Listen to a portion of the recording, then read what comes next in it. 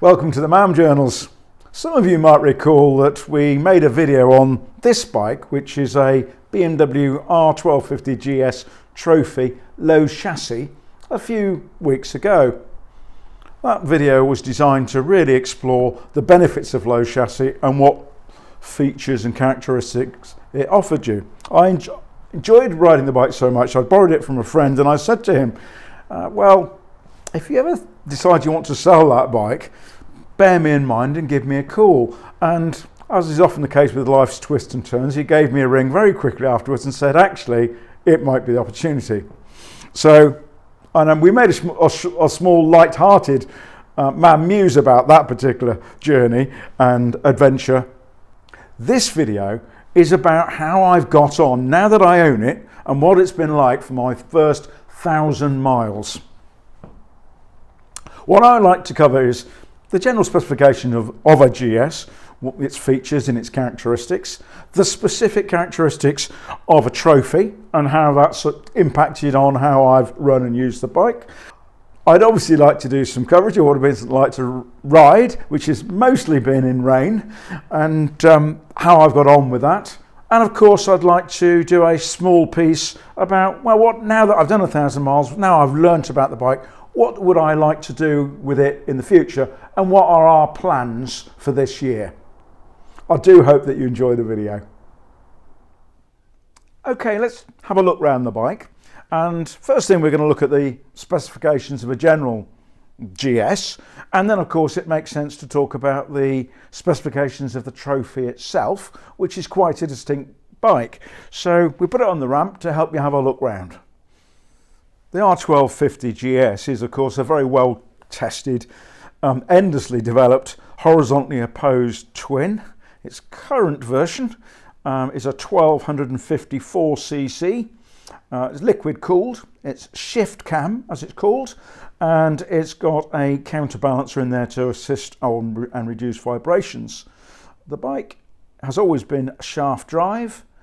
It produces 134 brake horsepower, and that's at 7,750 revs, but probably one of the key features of the bike, and I'll certainly mention it when I talk about riding, is the fact that it produces 143 newton meters of torque at 6,250. The bike has got quite well developed suspension, including dynamic ESA on this particular version, and of course since its very early development it's had what's known as the telelever front and a paralever at the rear. There's various suspension modes that you can select on this bike with this electronic dynamic suspension, and it certainly makes it a very flexible bike to ride.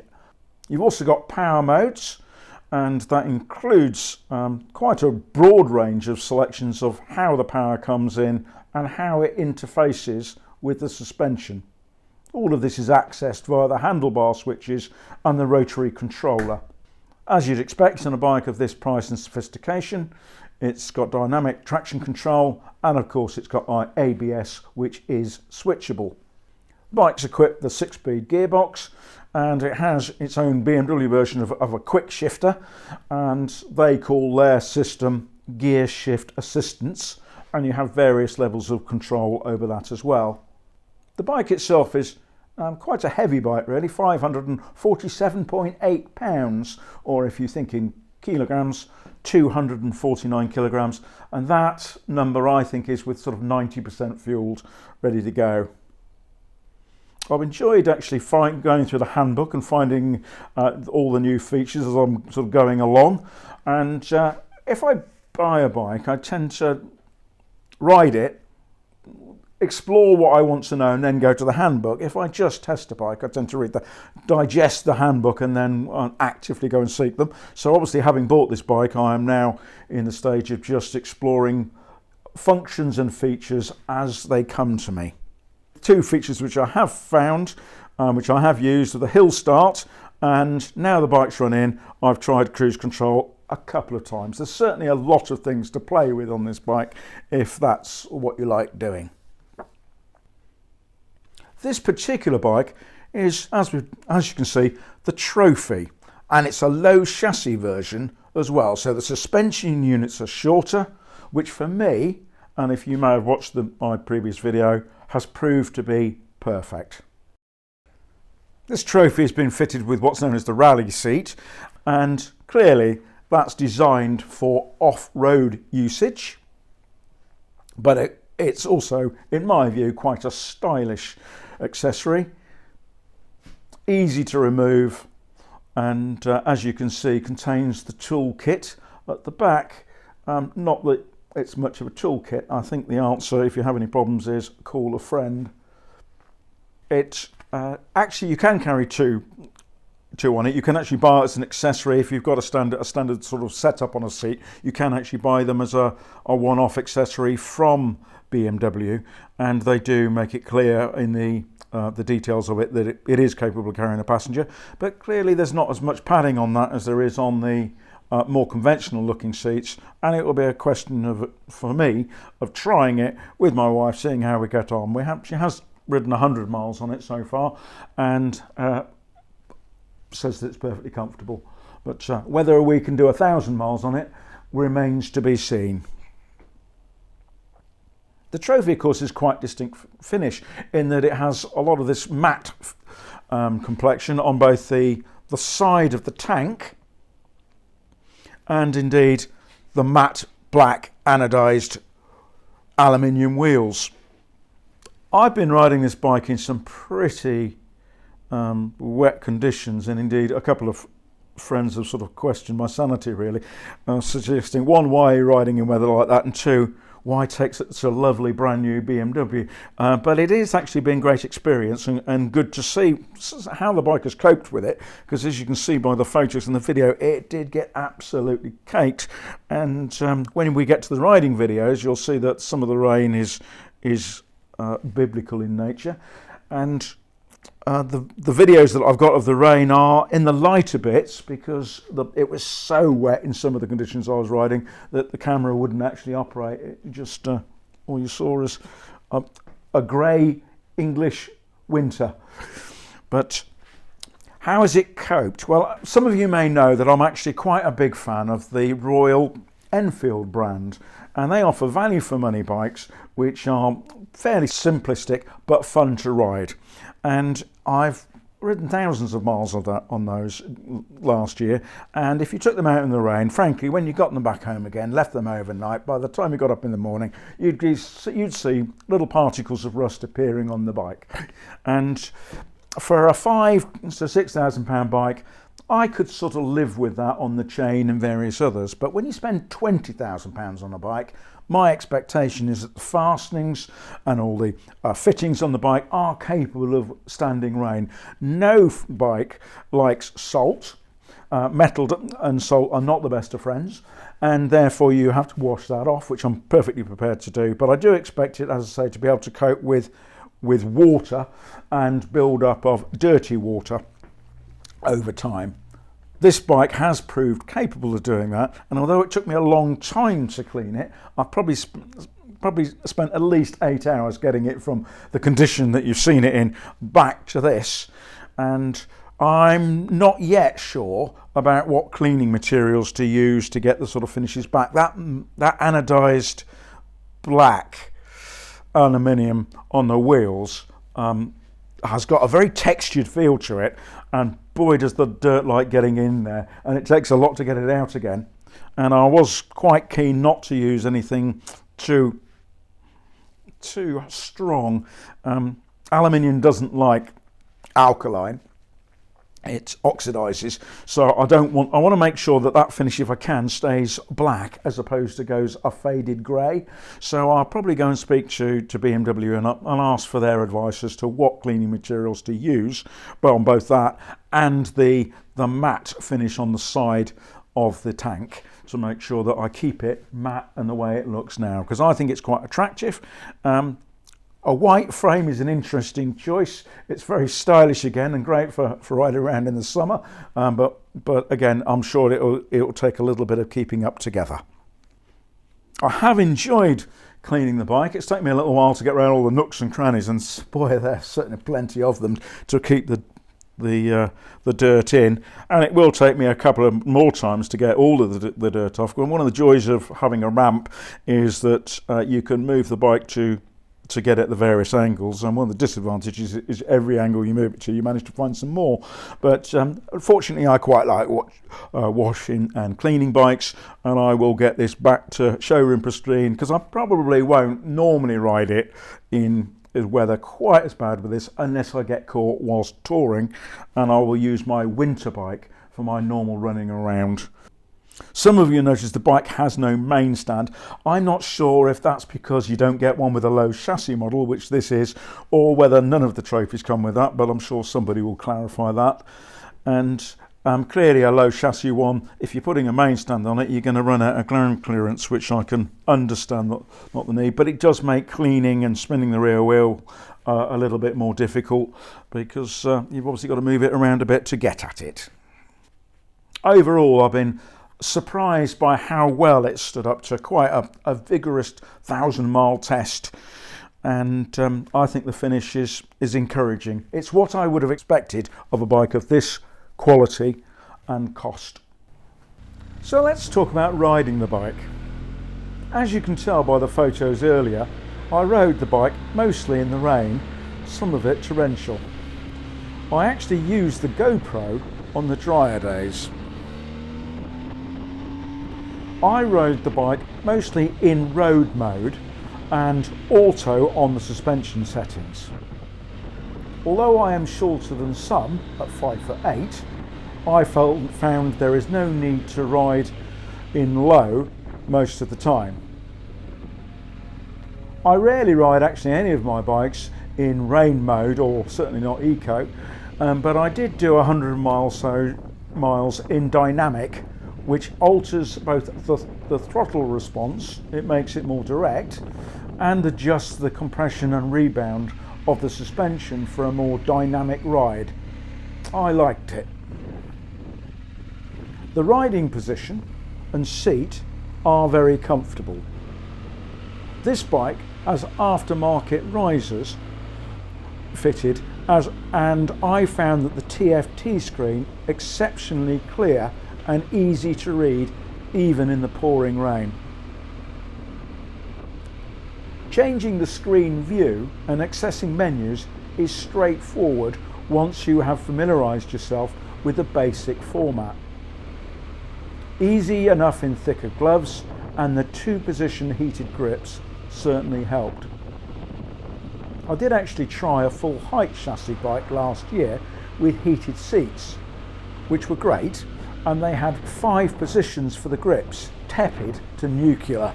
But I suspect you only get that option with heated seats, which would increase the height of the bike, and I found the 2 options were fine, warm and pretty hot. I also rode the bike on a number of consecutive days to make sure that I was comfortable riding it day after day, to see if it got more tiring as time progressed. It certainly doesn't ride like a bike that weighs 450 pounds. I found that GSs have always been good once they're moving, but with a confidence-inspiring low chassis, I also found it really easy to manoeuvre at slow speed. It's also very easy to ride in town. This is Oxford on a Sunday morning, a city, like many, struggling to reconcile environmental concerns with the practicalities of modern life. Fewer vehicles, yes, but sadly more closed shops in Oxford than I can remember in any time. Hopefully a more pragmatic, balanced solution will evolve. Motorbikes, of course, are half the average CO2 of a car, and with filtering where it's legal, certainly as it is here in the UK, spend less time on the road. Anyway, I'm sure we all have our personal views on this, so back to the BMW. I suspect with the enormous torque of this engine, a defining characteristic of the bike, I could comfortably ride at these lower speeds in much higher gears. I am in the early days of running in the engine and was going out of my way to avoid labouring it, but I certainly sensed it could cope with much more. The low chassis option, of course, comes into its own in the town environment with regular stops for lights, traffic and pedestrians. My previous GS, a 2006 1200, would be significantly more difficult for me to ride in these conditions with the additional height. This bike is effortless. Sadly, the UK roads are not currently well maintained, and in the rain or indeed at night it can be difficult to tell the difference between a small puddle or a GS devouring pothole. I take it pretty easy along some of these smaller roads at the moment, but have been impressed by how well the dynamic electronic suspension adjustment copes effortlessly with these rutted and broken surfaces. I am mostly, as I've already said, riding in road mode and auto on the suspension setting. In this mode, the bike definitely feels like a well-handling adventure bike, and it's certainly secure. It doesn't offer the precision feel of a sports tourer like my Suzuki GT, but it certainly sharpens up when you put it in dynamic mode, as I mentioned earlier. Some say that modern adventure bikes are so popular because of this ability to change characteristics by using the technology now available, and certainly the old days of it being either an adventure bike or a sports bike are no longer applicable. The bike coped well with poor riding conditions, and I would be very confident riding this bike two up, fully laden in torrential rain. The Michelin Road 6s helped, but I rode a bike last year with the factory fitted Anarchies and was pleasantly surprised at the progress I could make in the wet. I am looking forward to exploring the handling characteristics in dynamic and the dry. So far, so good, and the bike has certainly coped much better than my waterproofs did. Well, as you can see, I've certainly put the bike through its paces in its first 1,000 miles and got a very good feel for both how it handles in the wet and indeed how it copes in terms of condition and keeping it up together. I've enjoyed it, it's been fun. But of course, the main reason why I bought this bike is to give myself another option for touring. Most of my touring, and indeed 4,000 miles last year, were done on my Suzuki GT1000, which my wife and I really liked. Now, this bike is to go alongside it and not instead of. So what I'll be doing over the course of this year is I'll be going away, actually quite a few trips planned. We're up to Scotland, we're going to the Peak District and the Lake District in the UK. We're also going to Ireland and to Portugal down for the first opening MotoGP round. So we've got plenty of opportunity to try both and to compare them as to what they're like to ride and to tour on, two up, fully laden. One of the characteristics of the bikes that we like to tour on is that we don't actually use a top box. My wife prefers to be able to get onto the bike without, and by swinging her leg round the back and onto the pillion pegs, as opposed to doing the sort of up and over technique which you do with a top box. And she doesn't like the vibration against her back. I respect that. It does mean, however, that we need to find different ways to carry capacity. One of the joys of getting a new bike is you have to go out and buy a whole new set of toys to go with it, and as you can see, I'm already there with trying various Givi tank bags to have the fun to find out how much luggage I can put on here and still see the instruments, which is why I've got two different models, but I've got a few bikes with Givi racks, so they certainly won't be wasted. I also got from Simon the light protector, so when the lights come in, you will have noticed on the screening when it went round, this has got the old lights fitted on it too, and I'm expecting that within the spring BMW will be offering an upgrade on these lights, and I'll put a cage around it to protect it when they come through. And I've also got the trusty, this is actually the BMW Motorrad Navigator 5 system, which Simon, who sold me the bike, very kindly found and sent it on to me and said, you'll probably use this. So I've got to faff about, set this up, get it ready to go so that I've got some navigation. On the Suzuki, I use my phone and a quad lock system. So I shall have a go, see if it drops. Some navigation systems are more reliable than others. See if it works okay and that I get on all right with it. I find it quite intuitive, because it'd be better to use the integrated one if I could, but if not, I will just simply do a like for like system where I use, as I say, my iPhone and a quad lock. We will be going away. We haven't yet decided which trips we'll be doing on which bike. I guess we'll make that decision a bit nearer the time. It might be weather influence. I'm certainly very confident this will ride and handle exceptionally well in the wet, but it doesn't. My initial feelings are that it doesn't have the precision and the ultimate performance of the GT, which we enjoy when the opportunity arises. But anyway, what a nice problem to have as we compare the two. And I'll be making a video once I've done more miles on both up to give you the comparison, because both bikes, in a way, although they are very different, they are very similar in so much as they are ideal bikes for somebody of my size and stature wanting to do two-up riding. So I think it might be an interesting and useful video. As always, I really appreciate you taking the time to watch this. I hope that you've enjoyed it and you have found it useful. And if you did, you might be kind enough to press either like or even subscribe to the channel. But regardless of whether you do any of that, what I do hope that you do is ride safe and you stay well.